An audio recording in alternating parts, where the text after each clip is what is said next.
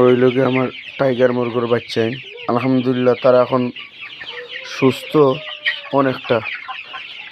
তারা অনেক কিছু ইউজ করছি, মাঝখানে একটা জিনিস ইউজ করছি আপনারা কইতাম ভুলে গেছি, যে তার গলায় ডাকার লাগে আমি তার তুলসী পাতা ইউজ করছিলাম। আপনারাও ট্রাই করবা তুলসী পাতা তখন গলায় ডাকলে দেখবা ঔষধে কাজ করেন না, আপনার তুলসী পাতা ব্লেন্ডার করিয়া তারা খাওয়াইতে পারবা পানির সাথে মিশাইয়া।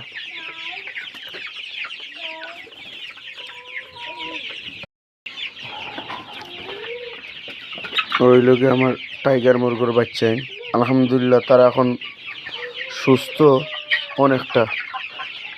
তারা অনেক কিছু ইউজ করছি, মাঝখানে একটা